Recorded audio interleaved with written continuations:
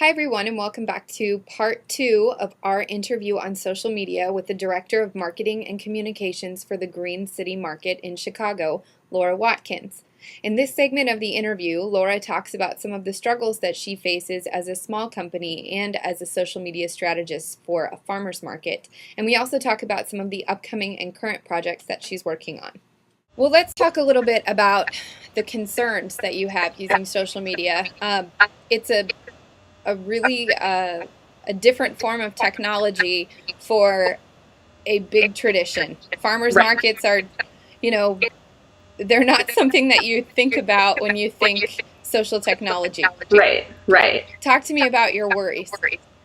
Well, we have several different types of audience members. I think that social media is really successful in reaching the foodies, the young people, chefs, PR companies, media around the area.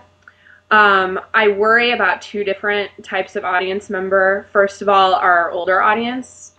We have a lot of people who, we're in our 11th year, and we have a lot of really dedicated fans, and I find that a lot of them are, 60 plus.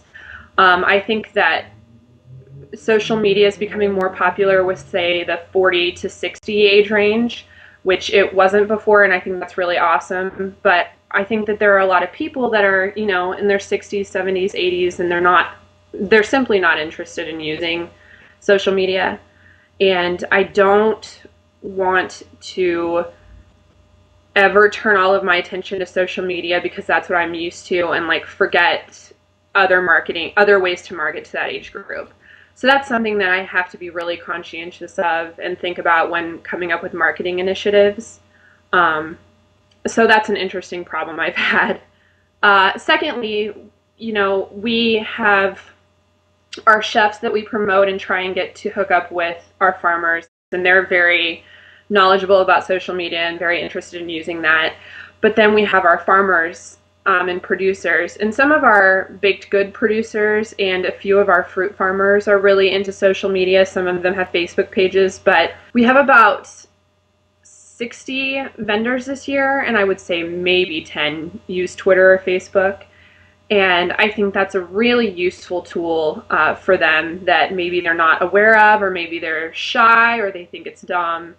And we're going to have a marketing meeting sometime in July, and I really would like to reach out to them and get them to use social media. So it's definitely a concern as far as I want our farmers and producers to kind of jump on the bandwagon and get with the times and find different ways to promote their product. I mean, it's free, it's not time consuming, and it's really easy. So I think it would be really good for them. Well, you're talking a lot about the organization expanding in terms of numbers. Right. You guys just recently launched a new website. Yes. What other talk a little bit about that, and then also talk to me about some future tech projects that you're working on. Sure. Well, we launched a new website on Tuesday. We had a really just kind of terrible website. It kind of became a running joke, I would say, with some of the people in the organization. I mean, it was pretty ugly, not user-friendly. I would get emails saying, I can't find this. So we've created a website that makes it easier for people to find out what events we're having, find out about our programming, and more importantly, find out and get connected with our farmers and the chefs that support local sustainable food. That's I would say, of all the projects we do, our biggest priority is connecting food and farmers and chefs with the public and just making people more knowledgeable about local sustainable food. Hopefully our website will make that easier for people. I think it's much more user-friendly. We have RSS feeds now, things like that. So I think I'm really, really, really excited about it. It looks so much better, and yeah, I'm just incredibly excited about it. I've been really nervous all week. So what's coming up then? What's coming up for us is we are one of the volunteer co-chairs and I are going to be working on a blog We have an initiative called the Localvore Initiative, where it's just enticing people to eat locally, telling them things that they might not have known are available locally, and just kind of educating people about food. We have a Localvore program, which runs about 2 weeks in September, but we're really working to make it a year-round initiative, and I think that this blog will really help with that. Just talking about some of the concerns people have with eating locally all year. You know, you can't get oranges in Illinois, Indiana, Wisconsin, or Michigan, so what do you do instead? That sort of thing. And I think that's really going to be successful for us. So you basically have two audiences. You have the customers who come to the market and your vendors, your farmers and producers. Exactly. So is this blog going to satisfy both of those audiences, or is it just going to be geared more towards the people who are coming to the market? I think it's going to be geared towards the people coming to the market, but I mean, if you're telling people why they should buy local food and why they should eat locally and why it's good for the environment, better for their health and that sort of thing, that's going to turn people to these farmers and make that connection. So that's the goal, is to connect the people with the farmers, and I think that this blog and this program is really going to do that. All right. Well, what do you know about your online audience that you can share with us? Sure. I think pretty much what I've said is a lot of young people, but we've been hitting kind of the older market, like I said. I mean, I think that social media has always been popular with high schoolers and people in their 20s and 30s, but now we're starting to reach to people in their 40s, 50s, and 60s, and I'm very pleased with that.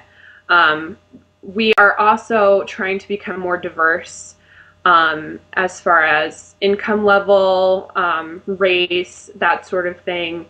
And we've got a few social media initiatives, and we're trying to we're trying to promote the fact that we use the link card, which is a food stamps card. And I've had a lot of feedback on that, so I think that we've got quite a diverse online audience. We also have a lot of chefs, a lot of foodies, a lot of bloggers, that sort of thing. A lot of people really concerned about the green, sustainable initiative and the environment, and also concerned about their health and where their food is coming from. And Chicago has a really, really great community for that online, especially through Twitter. And so I can tell that a lot of our audience is like that. Well, thank you so much for letting people know what it's like to work in a company of 4. Yep. Why don't you let everyone know where they can find Green City Market in Chicago and how they can contact you if they have any questions? Absolutely. Well, Green City Market is now turning to a year-round market. So May through October, we will be in our outdoor market, which is Wednesdays and Saturdays from 7 to 1. And it's in the south end of Lincoln Park near Clark and LaSalle. From November through April this coming year, 2009 to 2010, at the Peggy Notabart Museum, which is at Fullerton and Cannon Drive. If anybody has any questions, I definitely suggest that you check out our website, which is www.chicagogreencitymarket.org.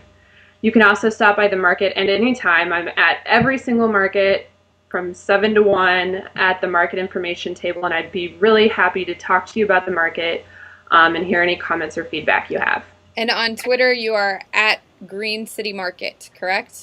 And on Facebook, we're facebook.com Green City Market. We're also on Flickr. Thank you, Laura. I'll talk to you soon. Thanks, Whitney.